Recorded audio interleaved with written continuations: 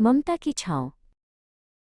बहुत समय पहले की बात है। एक छोटे से गांव में स्नेहा अपने नन्हे बेटे आरुष के साथ रहती थी। आरुष अभी बहुत छोटा था और स्नेहा के लिए वो उसकी पूरी दुनिया था। वो घंटों उसे अपनी गोद में सुलाकर प्यार भरी लोरियां सुनाती थी। जैसे जैसे आरुष बड़ा हुआ, उसने अपने पहले कदम बढ़ाना सीखा। एक दिन आंगन में चलते चलते आरुष लड़खड़ा कर गिर पड़ा और रोने लगा। स्नेहा तुरंत दौड़ कर आई और उसे अपनी बाहों में भर लिया। उसने आरुष के आंसू पोंछे और उसे चूमकर उसका सारा दर्द भुला दिया। स्कूल जाने का समय आया। एक दिन बहुत तेज बारिश हो रही थी। स्नेहा के पास केवल एक ही छाता था। उसने पूरा छाता आरुष की ओर झुका दिया ताकि वो भीग न जाए, भले ही वो खुद पूरी तरह से भीग गई।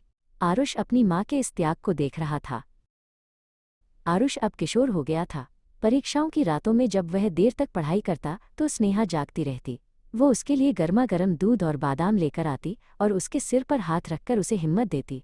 माँ का प्यार ही आरुष की सबसे बड़ी ताकत था। वक्त बीतता गया और आरुष को शहर की एक बड़ी कंपनी में नौकरी मिल गई।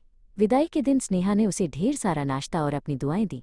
आरुष की आंखों में आंसू थे, पर स्नेहा ने मुस्कुराते हुए उसे विदा किया ताकि वो कमजोर न पड़े। शहर की भागदौड़ भरी जिंदगी में आरुष बहुत व्यस्त हो गया। शुरुआत में वो रोज फोन करता था, लेकिन धीरे धीरे काम के बोझ तले वो कम बातें करने लगा। वो सफल तो हो रहा था, लेकिन कहीं न कहीं अपनी जड़ों से दूर होता जा रहा था। गांव में स्नेहा बूढ़ी हो चली थी। अब उसकी आंखों की रोशनी कम हो गई थी और हाथ कांपने लगे थे। वो रोज शाम को दरवाजे पर बैठकर आरुष के आने का इंतजार करती। चांद की रोशनी में वो अक्सर आरुष के बचपन की बातें याद करती। एक रात आरुष को अपनी माँ का सपना आया। उसे एहसास हुआ कि वो अपनी माँ को कितना याद कर रहा है। उसे समझ आया कि सारी सफलता अधूरी है अगर उसे बांटने के लिए माँ साथ न हो। उसने तुरंत अपना सामान बांधा और गांव की ओर निकल पड़ा।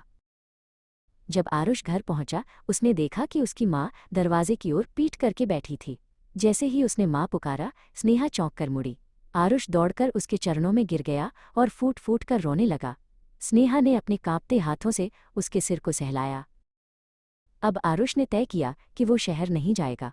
वो गांव में रहकर ही अपनी माँ की सेवा करने लगा। अब आरुष अपनी माँ के लिए खाना बनाता और उन्हें पार्क में घुमाने ले जाता। प्यार का वो चक्र पूरा हो गया था। जो ममता कभी माँ ने दी थी, आज बेटा वही लौटा रहा था।